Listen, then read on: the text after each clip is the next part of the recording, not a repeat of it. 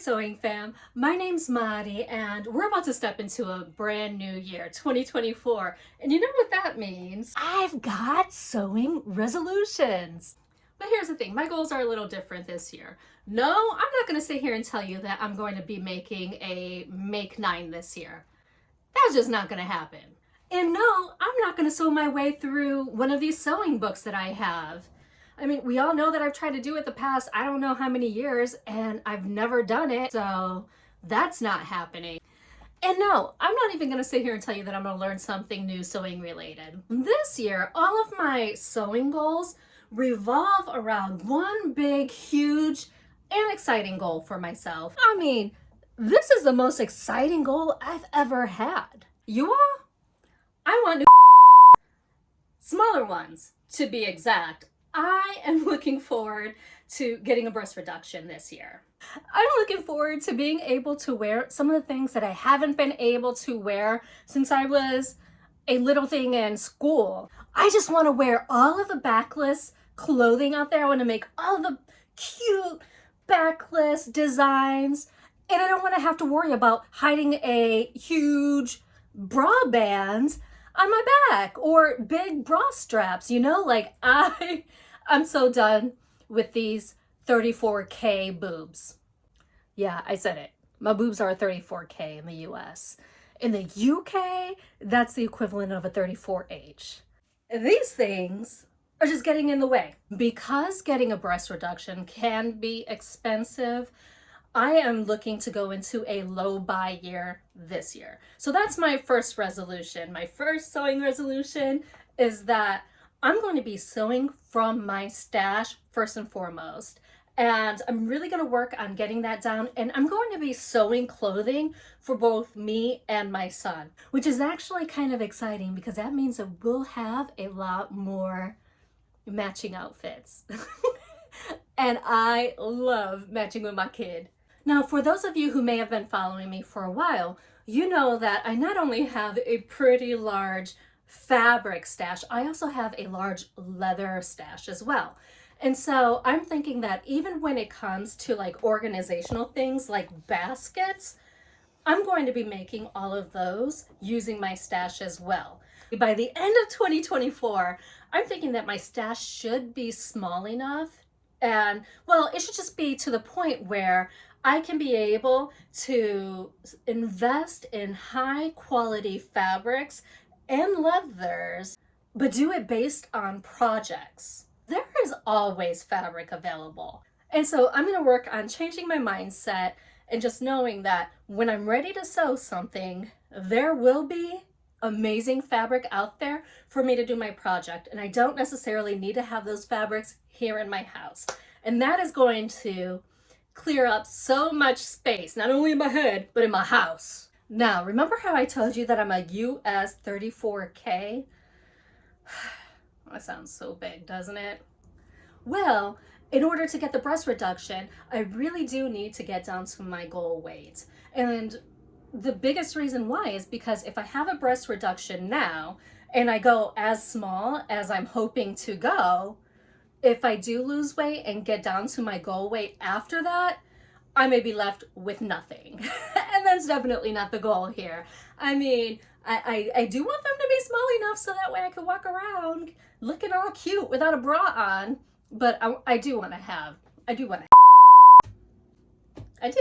So that pretty much necessitates the fact that I need to go on and get on down to my goal weight and then have the breast reduction surgery. I have a plan in place, and really I'm going to be increasing the amount of activity that I'm currently doing to help facilitate that. And because I'm gonna be getting sweaty a whole lot more often, I really want a new workout capsule that is going to be edgy and cool, something that I'm going to want to work out in. And so that brings me to my sewing resolution number 2. I'm going to be making all new workout clothing, and I'm going to make it a workout capsule.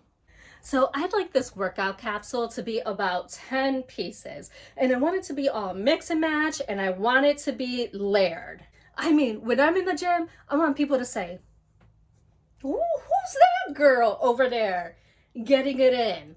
Yes, That's going to be me. They're gonna see me lifting those heavy weights with my amazing trainer. Actually, we train virtually. I just, bring him up on my phone and he tells me what to do. I mean, it's great. I could just put this really huge 6 foot, I don't know what, hunk of a man in my pocket and get set up with all of the stuff that he's telling me I need at the gym. And then I can just pull him out and put him wherever I want him. Like, isn't that like the ideal trainer and man? And because Mark here easily fits in my pocket, that means that all of my clothing that I'm going to be making to work out in needs pockets. They need pockets for sure. I mean, like, how else am I gonna carry this dude around? And as a side note, Mark is absolutely amazing. I've been training with him for years and I train with him 2 times a week. Mark has actually helped me recover from injuries, like stupid injuries that I've done to myself. Like when I followed this book plan on how to run a half marathon, and then I tore a muscle at mile 10 of my 13-mile half marathon and had a limp across the rest of the way in tears. He's helped me recover from that. He's just so nice. There's been times when I feel bad because I feel like I'm abusing him a bit. Like the one time he asked me to do box jumps and I didn't have the right supportive bra on, for all of this going on here. And jump number 1, I jumped up and these things like popped up and hit me in the chin. My boobs hit me in the face. I was so mad at him. It wasn't even his fault. But he took it and he changed the exercise. Anyways, he is taking on new clients for the year. So if you're interested in a personal trainer that I highly recommend and have used for years, definitely check Mark out at this email address right down here. Just send him an email. He's the best guy ever. By far the best investment that I've made in my health. And he's not paying me to tell you this. He doesn't even know what I'm telling you. Like, he's just that amazing. Okay, so just stay tuned for this workout wardrobe capsule that I'm going to be putting together. And now that brings me to my 3rd sewing resolution.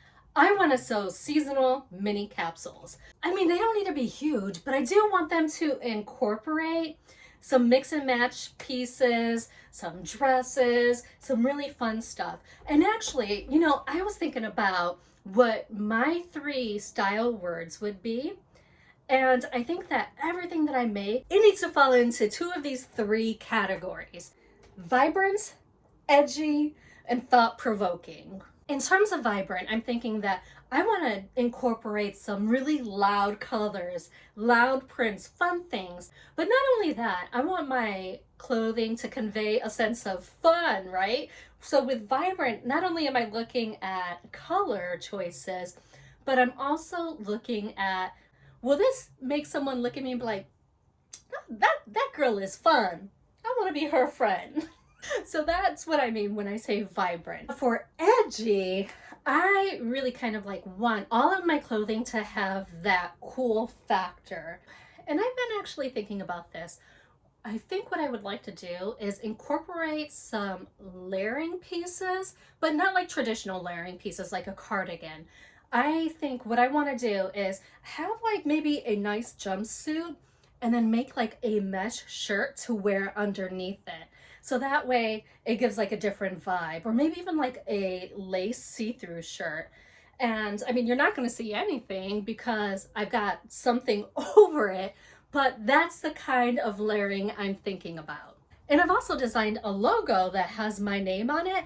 And so what I think I'm going to do is include a leather label like that on everything that I make this year. I think that's another way to kind of just add a little detail that's yeah, girl, that's cool. And for the thought-provoking category, I want to make things that make people kind of look twice, right? It's I don't know if I love that or hate that. When you pair different patterns together, for example, it's a little risky and people are like, I don't know if I could wear that, but I love that for you. That's the kind of like thought-provoking I'm talking about. Sewing resolution number 4. I definitely want to get out and meet more sewing friends. Really, I think that means going to networking events, maybe even going to and visiting different clubs like American Sewing Guild or sewing classes at some of the local fabric stores. You all, I just really want to expand my sewing friend list, especially locally here. I've even entertained the idea of actually teaching a sewing class at one of the expos that are, that pop up here and there. The two that come to mind are the original Sewing Expo and the Sew Magical Expo. And so I'm thinking about being a vendor and teaching. If I do get a booth and decide to become a vendor, I would definitely bring my leather pin cushions from my shop, some of the kits, as well as leather labels. And you know what? Maybe I'll even bring my laser engraver and I can make custom labels on the spot. I don't know. I just thought about that. It might be a really fun option. You all, I just want to be around like-minded people. You all feed my soul. One of the ideas that I had kicked around with my sewing friends was trying to attend more frock tales, and maybe even traveling to different countries to do it. Now that's going to be a little difficult with a low buy year, but I am attending the DC frock tales here. They currently have tickets up, and I've been the past 2 times they've had it, and it's just a blast. They have a runway, they have a ton of gifts and icebreakers and good music and heavy appetizers, like do not eat before you go, and a free bar.